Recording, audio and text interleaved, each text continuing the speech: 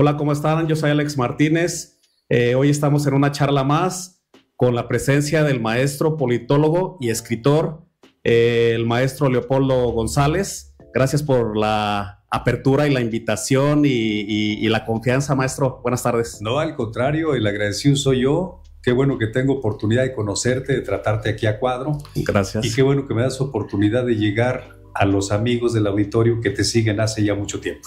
Ok, maestro. Pues bueno, hace algún tiempo, bueno, lo venimos leyendo. Entonces me llamó la atención una columna que usted escribió y viene ad hoc porque ahora con estas situaciones de la política y de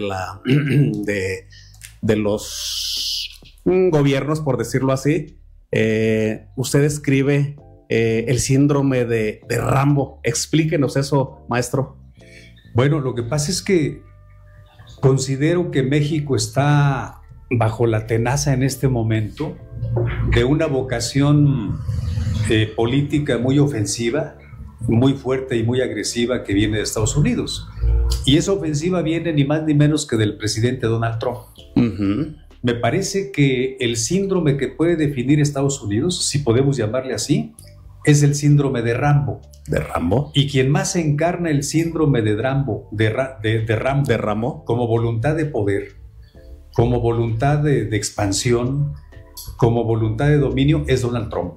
Entonces me parece que tenía que enfocarlo de esa manera. Estados Unidos tiene una vocación como nación y Estados Unidos también tiene una vocación imperial. Es una nación y es un imperio. Y en este caso me parece que la persona que encarna como titular del poder la voluntad nacional de Estados Unidos y la voluntad imperial de Estados Unidos es Donald Trump. De ahí el título de este artículo, el síndrome de Rambo. De Rambo, y más que nada porque lo toma como, bueno, me imagino que usted dijo algo como cinematográfico, como que se pone la bandera y va por su nación. Sí, es decir, incluso podría decirse que Donald Trump representa también, de una manera inusitada y sorpresiva, representa el espíritu del viejo oeste. Ok. El espíritu del viejo oeste norteamericano era un espíritu de aventurero, de gambusino, un espíritu de pistolero, además imbuido del afán de prevalecer sobre el otro. Y en ese sentido me parece que Donald Trump es un político country, es un político del viejo oeste en el siglo XXI. Pero además, junto a esta característica, Donald Trump es un político moderno. Es un gran negociador. Como político y empresario tiene una gran actitud ofensiva hacia la gente con la que trata, con la que negocia. Y en este sentido, sí me parece que encarna de manera más o menos completa las virtudes, las cualidades e incluso los defectos del sueño americano. El sueño americano, e incluso después, bueno, todo inicia con lo de acuerdo a la columna que usted escribe, que desde la independencia, desde las 13 colonias, que de ahí empieza a surgir el imperio que usted está manejando. Sí, Estados Unidos nace con una gran voluntad de autoafirmación. Recordemos que las 13 colonias venidas del Imperio Británico, venidas de la vieja Inglaterra, las 13 colonias llegan a Estados Unidos medio a tomar posesión de las tierras de indios, cheroques, indios de otras tribus, de otras aldeas, y entran en posesión de ese territorio, y después de que entran en posesión de ese territorio, empiezan a cavilar y empiezan a elucubrar sobre la posibilidad o la necesidad de independizarse de su antigua patria, la Gran Bretaña.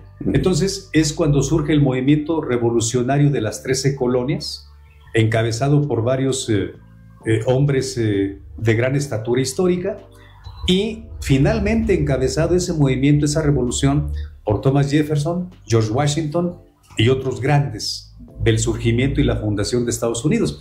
Entonces, ahí es donde veo muy claro yo, muy clara la voluntad de autodeterminación del pueblo de Estados Unidos a partir de las 13 colonias y de su declaración de independencia, y aparte de eso, de una gran voluntad de autoafirmación veo una gran voluntad de dominio en la nación que nace con esas 13 colonias allá en el siglo XVIII.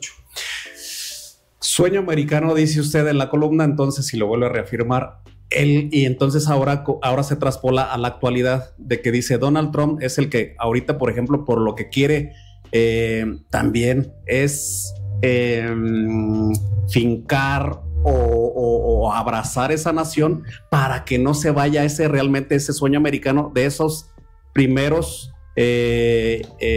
visitantes de la América, de la antigua Gran Bretaña. Sí, me parece que Donald Trump tiene todas las características del americano, del estadounidense, que busca afirmarse sobre su propio territorio y que busca generar una identidad muy propia y busca desde luego aclimatar el lenguaje inglés que ya traían, lo buscan aclimatar o tropicalizar a su propio territorio. Eso me parece que es una primera definición que nos acerca al perfil de Donald Trump. La segunda que vengo diciendo es el hecho de que las 13 colonias, ya cuando se vuelven Estados Unidos, los Estados Unidos, las 13 colonias y Estados Unidos, como una sola unidad, desarrollan una vocación imperial, es decir, una vocación de expansión y de dominio más allá del suelo que pisan. Pero estas son cualidades y son virtudes. Pero me parece que hay un riesgo en este empoderamiento, en esta fuerza de convicción o en esta visión delirante que trae Donald Trump. Me parece que hay un inconveniente y tengo que señalarlo con toda responsabilidad. Me parece que Donald Trump podría ser un peligro para el mundo de hoy, para el mundo del siglo XXI, si lo dejamos crecer hasta tomar la estatura de un del siglo XXI, o si lo dejamos crecer tanto como para asumir las características y la vocación de fuerza y poderío de José Stalin como presidente y dictador de la antigua Unión Soviética. Y si se deja crecer a Trump de forma inmoderada hasta que se convierta, digamos, en una egolatría política inflamada, eso puede constituir un peligro para el mundo. Yo me quedaría con el Donald Trump que se ha movido frecuentemente dentro de la tradición democrática y sus parámetros. Yo me quedaría con el Donald Trump, no lo vería mal, que incluso tenga ciertos dejos de vocación imperial de Estados Unidos.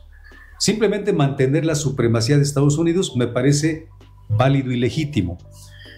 Pero si va más allá y busca el gobierno o el dominio del mundo, como lo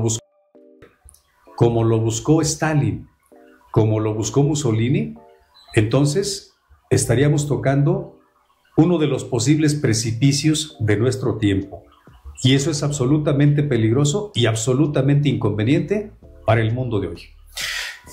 Sí, porque ya, bueno, ahora sí que su segunda vuelta, ahora como presidente, él en su campaña decía, pues bueno, vamos a erradicar a todos los inmigrantes.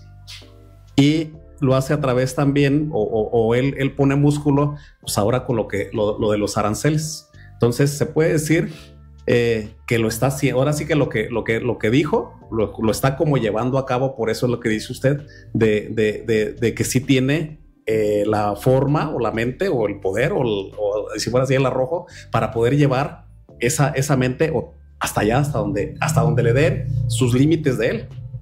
Sí, un tema que me parece legítimo, válido e incluso necesario en el segundo gobierno de Donald Trump es el hecho de que ponga atención y mucha agudeza política en el fenómeno de la migración. Eso me parece válido y muy legítimo en él. Uh-huh. ¿Por qué? Porque la migración que viene de muchas partes del mundo y la migración que surge en el Caribe y en Latinoamérica y que ve como destino Estados Unidos es una migración que podía convertirse en un fenómeno peligroso para Estados Unidos. Me explico. Me parece que la migración, el afán de emigrar a Estados Unidos, no nace por generación espontánea. Sí es cierto que hay necesidades, sí es cierto que hay crisis de violencia en varios países que expulsan migrantes, sí es cierto, por otra parte, que hay fenómenos de inestabilidad nacional donde está el epicentro de la emigración hacia Estados Unidos. Y los casos más claros son Venezuela, El Salvador, Panamá, Nicaragua, Cuba, etc. Entonces sí me parece que es buen momento para que Donald Trump atienda el fenómeno de la migración, porque el gran peligro del fenómeno de la migración hacia Estados Unidos, el gran peligro radica en que esa migración se pudiera formar parte de una invasión silenciosa, quizás para distorsionar el sueño americano o quizás para desestabilizar política y económicamente a Norteamérica. Y por eso me parece válido que ataque el tema de la migración. Hay otros de los que también podemos hablar, desde luego. Entonces, lo que entiendo también ahorita es de que, por ejemplo, así como es como muy radical, ¿no? Es como muy radical para o sea, para lo bueno se puede decir, tanto para lo malo. Entonces usted ve bien que abrace esa nación para poder ayudar o proteger a los de él, por decirlo así. Por elemental sentido de autoprotección. Por elemental sentido de supervivencia nacional. Por elemental sentido de ser guardianes de la salud y de la estabilidad del sueño americano. Allí me parece válido que vea el fenómeno de la migración como algo peligroso para Estados Unidos, o que por lo menos presenta algunos riesgos. Sí me parece que debe atenderlo, porque yo en la migración no solamente veo la necesidad de emigrar a Estados Unidos, veo alguna mano oculta o entreveo alguna mano invisible que pudiera estar moviendo las fuentes y los caldos de cultivo de la migración para generar una invasión silenciosa sobre el pueblo norteamericano. Y eso me parece riesgoso. Pues muy interesante, maestro. Pues sí, por eso también ahorita dice tema de salud. El tema de salud es, o sea, también pues, entra tanta gente que también cómo le vas a sacar tanta salud a los suyos y ahora a los que no son suyos. Sí, el tema de salud, digamos, la oferta de salud de un gobierno como el de Estados Unidos tiene que salvaguardar primero a su población, así como en México podríamos hacer lo mismo, garantizar primero el derecho a la salud de nuestra población y luego atender la demanda de salud de los que van llegando al país. Eso es un problema. Pero el peor problema de salud para Estados Unidos en este momento es que el consumo de drogas y el consumo de fentanilo ya son literal, real y gravemente un serio problema de salud pública en Estados Unidos. Hay por lo menos 100,000 muertos por consumo de fentanilo al año en Estados Unidos. No estamos hablando de poca cosa. Entonces, si vemos el fenómeno de la migración como asociado al fenómeno del narcotráfico y como asociado al trasiego de drogas y sobre todo de drogas de diseño como es el fentanilo, drogas duras, etcétera, entonces tendríamos que convenir en que el presidente Donald Trump está haciendo lo correcto por instinto de autoprotección de su propia nación y por instinto de autoprotección de su propia población, la población interna que forma Estados Unidos. En la misma columna que usted escribe, dice: yo como gobierno estoy viendo ese problema, otra vez salud. Entonces, ¿qué estoy haciendo? Ahora viene que los va a etiquetar. ¿Qué hace Estados Unidos? Los va a etiquetar como una amenaza nacional para ellos. De hecho, ya hace algunos días, 4 días, porque estamos hablando hoy en viernes, hace 4 días, 3 días, que Estados Unidos, el gobierno norteamericano, etiquetó a 6 cárteles delincuenciales de México como organizaciones terroristas. ¿Esto qué quiere decir? Quiere decir que estas organizaciones del crimen organizado en México, entre los que se incluye al cártel de Sinaloa, al cártel del Golfo, al cártel del Noroeste, al cártel Jalisco Nueva Generación, a Cárteles Unidos y a la Nueva Familia Michoacana, quiere decir que estas organizaciones del narcotráfico ya se han desdoblado en algo más peligroso aún. Ya no solamente son,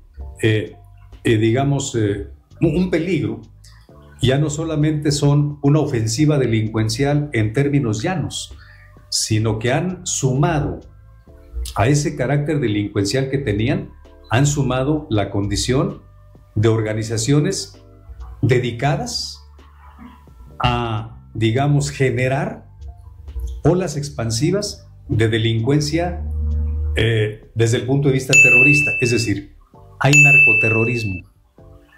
Hay cárteles delincuenciales que, además de cometer delitos propios de la delincuencia organizada, son organizaciones que de alguna manera difunden y son beneficiarias del terrorismo que ellas mismas generan en nuestro propio país. Y al ser organizaciones terroristas de origen delincuencial, se constituyen no solo en un peligro para México, sino que son también un peligro para Estados Unidos y un peligro para el mundo, porque dos de estas organizaciones tildadas como terroristas, que son de México, son organizaciones que tienen enclaves, son organizaciones que tienen cabezas de playa, son organizaciones que tienen tenazas en buena parte de los países del mundo, y no se diga en Latinoamérica, en Europa y en Asia. Así que me parece justificado también, desde ese punto de vista, que Donald Trump y su equipo de gobierno y la Cámara de Representantes y el Senado de Estados Unidos y además Canadá, como nación vecina, estén procediendo a declarar a los cárteles de la delincuencia organizada como organizaciones terroristas. Me parece de lo más natural, me parece de lo más normal, si vemos estas decisiones y vemos esta visión como, despliegue de políticas de seguridad nacional coherentes en Estados Unidos. Al grado que, por ejemplo, le han estado tomando tanta formalidad a esto, que usted lo manejaba en su columna.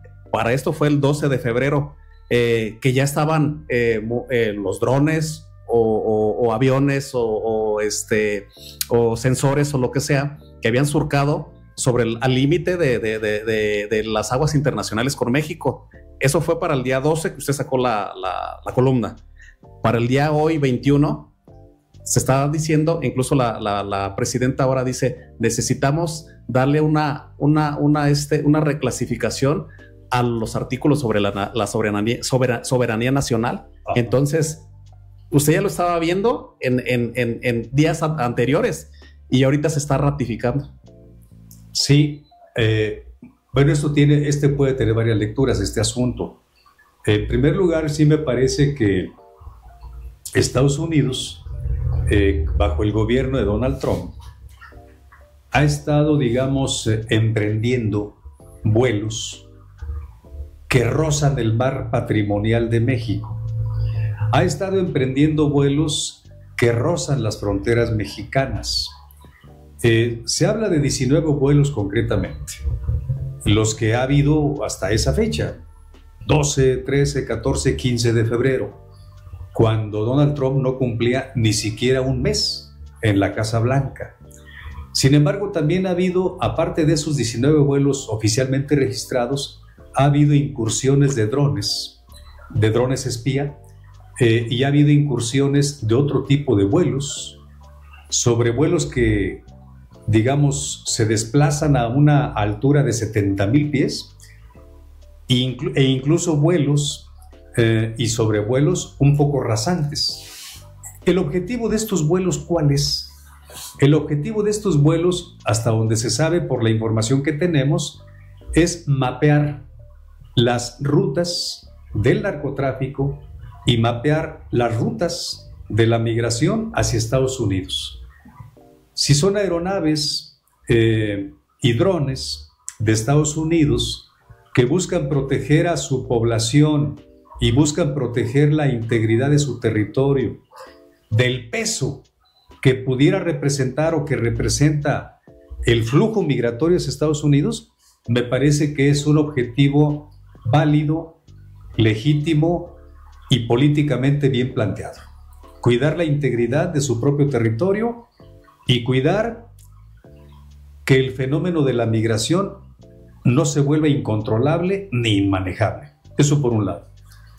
En segundo lugar, sí me parece que el presidente Donald Trump y su gobierno están muy atentos a otro fenómeno, muy atentos al flujo de drogas blandas, muy atentos al flujo de drogas duras, muy atentos al posible flujo de drogas de diseño que están enloqueciendo aún más a buena parte de la población de Estados Unidos. Si de por sí esta población de Estados Unidos tiene características un poco preocupantes y un poco inquietantes desde el punto de vista de la salud mental y desde el punto de vista del manejo de la neurosis y desde el punto de vista también, claro, de la falta de inteligencia emocional para procesar sus diferencias y sus conflictos interiores, si tenemos esto por un lado, y por otra parte, tenemos el hecho de que la demanda de drogas es grande, es descomunal en Estados Unidos, me parece a mí muy lógico que un gobierno como el de Donald Trump esté poniendo el dedo en la llaga de los flujos de droga de cualquier tipo hacia Estados Unidos. Hay que ponerles un alto. Y una manera de ponerles un alto es también ponerle un alto a los líderes, a los cabecillas, a los capos y a los zampones delincuenciales. Es decir, para que se acabe la rabia, a veces hay que acabar con el perro en casos extremos. Y para terminar con el flujo migratorio, hay que a veces dar un manotazo sobre la mesa y plantarse con una gran voluntad de autodeterminación en una mesa de negociación con México. Y hasta ahorita me parece que los dos rounds, el de la migración y el round que tiene que ver con el combate de los cárteles delincuenciales, esos dos rounds los lleva ganados Estados Unidos. Y en el caso del round que tiene que ver con los intercambios comerciales, lleva ganada la mitad, porque ya impuso 2 aranceles a 2 productos mexicanos, al aluminio y a otro producto, y al acero. Entonces lleva 2 rounds y medio Donald Trump que le ha ganado a México, y México va en cero. Y de hecho, por ejemplo, dice, los vamos a ser efectivos si no te pones las pilas con todo lo que tienes que aventar todos, tienes que acercar todos tu guardia o tus elementos a la línea fronteriza. Entonces, y al parecer, según su visión de él, no lo ha hecho de parte de acá de México. Por eso, como también dice usted en la columna, porque igual el Donald Trump no es el mejor campeón dentro de las formas y de los fondos, pues él a su ver es arrebatado, por lo que yo entiendo, sobre la columna. Sí, Donald Trump no es un campeón de las formas ni de los fondos políticos. En política, la forma es fondo. Esa es una definición de Jesús Reyes Heroles. En política, la forma es fondo, y a la inversa. El fondo es una proyección, es una cara de la forma. Para hacer política, pues se debe tener mesura. Para hacer política, se deben cuidar las maneras en que se manotea en una mesa. Para hacer política, se tienen que cuidar los tonos del discurso, los tonos de la narrativa, los tonos de la conversación. Y para hacer política, en resumidas cuentas, se tiene que tener una magnífica mano izquierda, cordial, diplomática, y se tiene que tener una magnífica mano derecha, que puede ser la del puño cerrado. Ese es el arte de la política. Si Donald Trump está haciendo lo correcto en este sentido, ya lo juzgará el porvenir de su nación y el porvenir de México. Desde mi punto de vista está haciendo lo correcto, aunque no sea precisamente un campeón de las formas ni de los fondos políticos. Ahora vamos al otro asunto. Donald Trump es un campeón del bullying político. Donald Trump, además, es un experto en el bluff. Es un digamos, un hombre público que sabe blofear. Y tan sabe blofear que con esos bluff que ha tenido en un mes de gobierno, ha logrado asustar al otro. Entonces aplica muy bien la técnica del asustamiento de persona, para decirlo en términos chistosos y sarcásticos. Aplica muy bien la técnica del asustamiento de persona y del asustamiento de gobiernos, al margen de que caiga bien o caiga mal. Pero por otra parte, Donald Trump, me parece que aparte de el gran blofeador y aparte del gran buleador que es, Donald Trump es un cincho. ¿Es un qué, perdón? Es un cincho. Ok. El cincho se le pone obviamente al ganado de pezuña, y ese cincho puede ser para sujetar muy bien la silla de montar, o el cincho, en el caso de los seres humanos, puede ser para presionarlos, puede ser para, colocarlos en situación de desventaja, y puede ser incluso para descontarlos. Pues sí, porque por ejemplo dice, al mes que ya lleva, él ya blofeó, como en el póker, ¿no? Pero los expertos con los aranceles, ya aventó el bluff, ¿no? Pues sabes que si no te adecuas a mi situación, pues viene el arancel, ¿no? Entonces, pero los expertos también a veces dicen que no pudiera llevarse a ejecutar ese arancel o los aranceles tan grandes, porque al fin y al cabo haría proteccionismo, y quien pagaría todo se vendría una inflación, y quien lo pagaría sería su misma gente. Lo que pasa es que el arancel es una medida de presión válida y bastante legítima en la economía, que sirve como medida de presión, sirve como un instrumento para presionar a un socio comercial o a un vecino. Sirve el arancel desde el punto de vista histórico como una medida amenazante para conseguir canonjías, para conseguir la preeminencia en una negociación.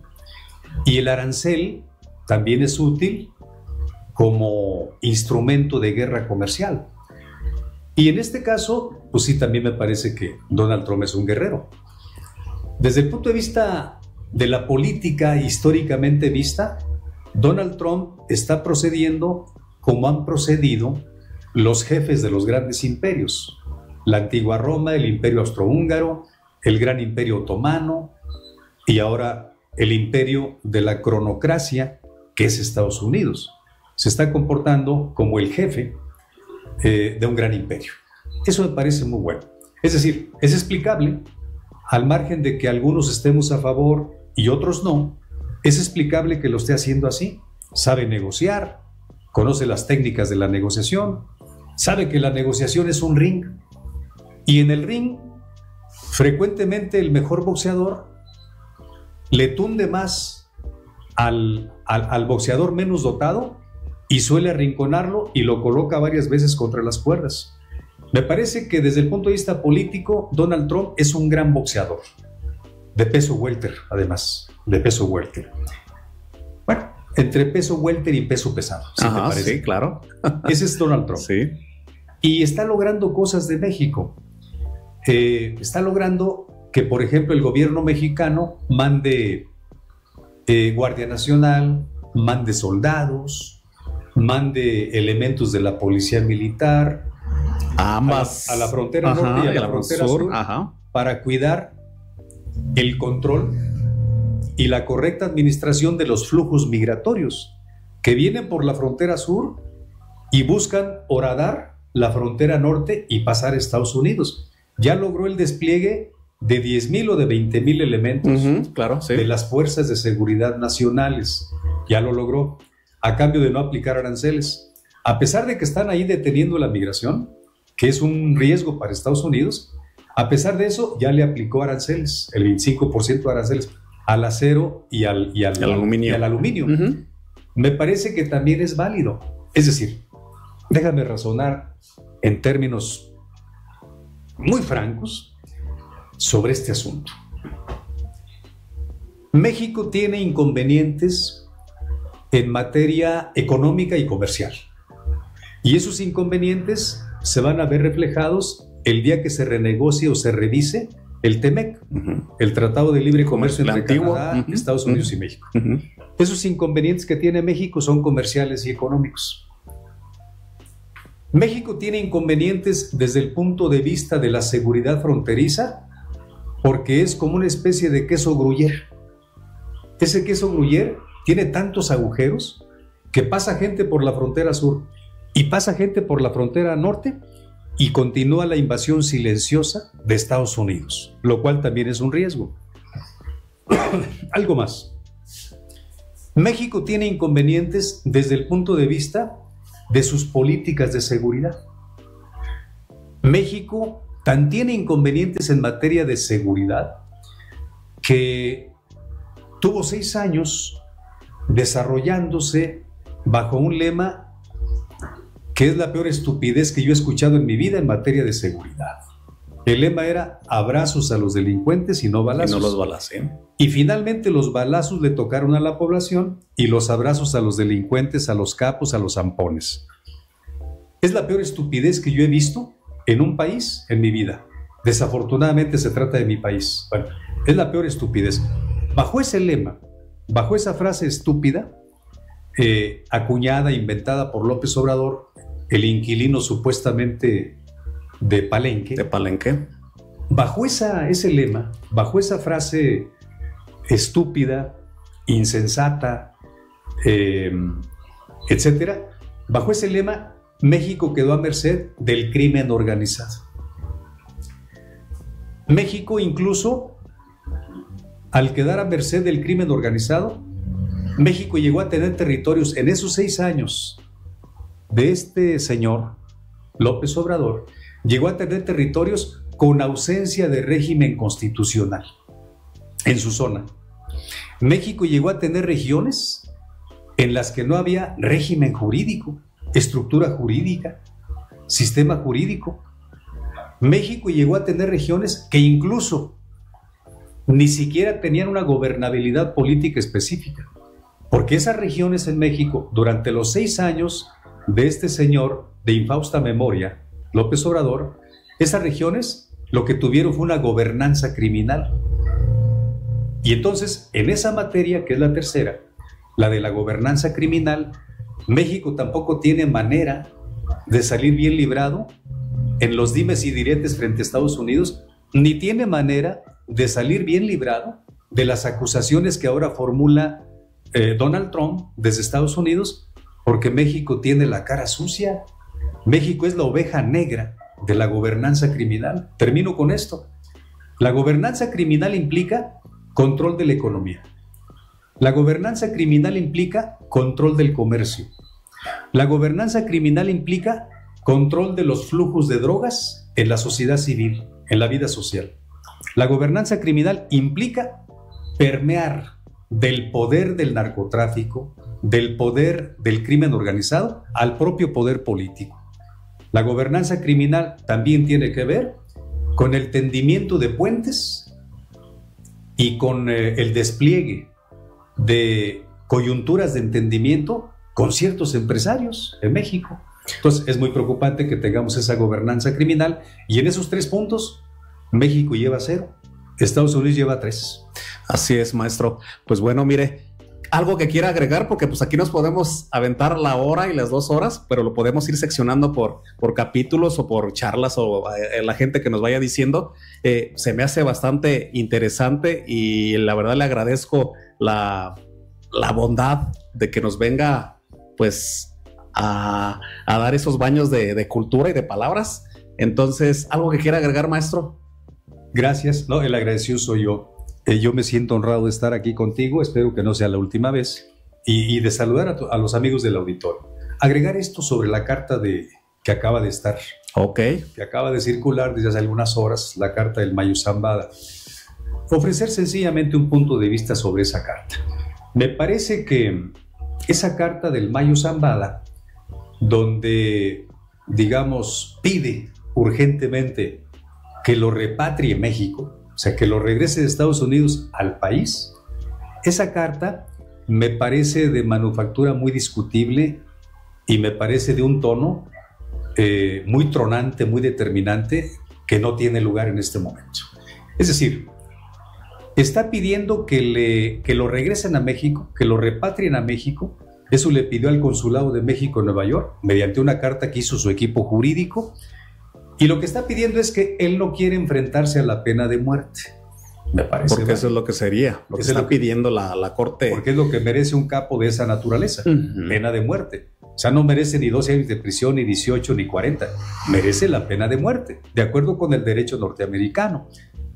Le teme a la pena de muerte y no le da pena que él decretó la pena de muerte como capo contra docenas y docenas y docenas de miles de familias mexicanas que tienen una víctima del cártel de Sinaloa.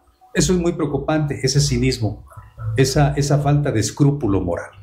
Pero hay otra cosa que me parece muy preocupante y a la que no hay que perderla de vista.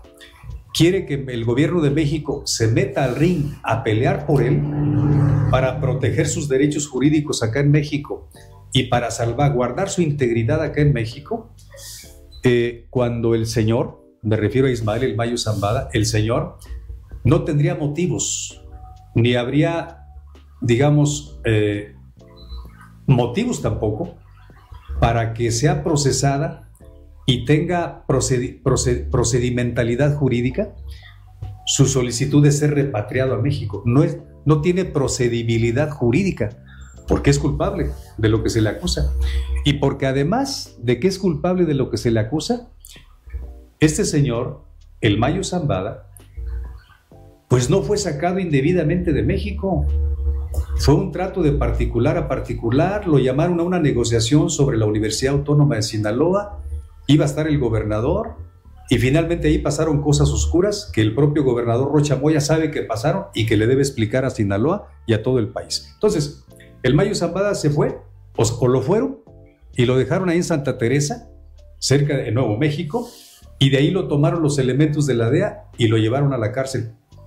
El señor está en la condición de indiciado y de procesado bajo el sistema judicial de Estados Unidos. Dice, si no me repatrian, va a colapsar la relación bilateral. Pues yo lo que pronostico es que no va a ser repatriado.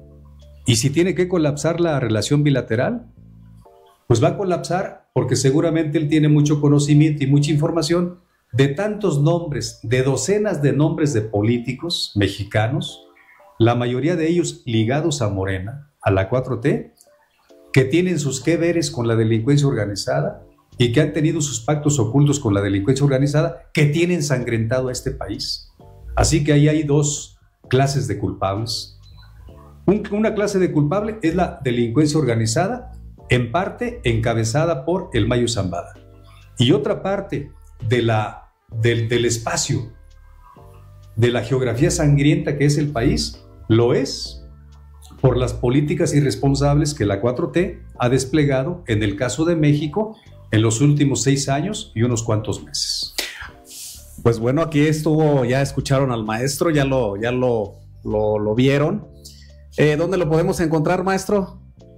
¿Sus redes sociales? En mis redes sociales, bueno, yo no las manejo yo, pero tengo ahí redes sociales como en Instagram, en Facebook, en YouTube. Pueden encontrar varias intervenciones mías, varios videos, conferencias magistrales, podcasts. Tengo un podcast, tengo un boletín. Ojalá me hagan favor de suscribirse a ese boletín los que puedan, los que tengan simpatía por esta corriente de ideas. Y desde luego que me pueden buscar en www.letrafranca.com. Ahí quedo a sus órdenes y desde luego en espacios como este que generosamente me has abierto para mis inquietudes, para mis puntos de vista. Ok, maestro, pues le agradecemos. Y más que nada le agradecemos a usted que nos siga ahí en el canal. Cualquier cosa lo ponen ahí en los comentarios y esperemos que no sea la última vez que nos acompañe el maestro politólogo y escritor Leopoldo González. Entonces le agradecemos y le damos las gracias más que nada a ustedes. Hasta luego. Gracias. Buena tarde. Hasta luego. Buena tarde.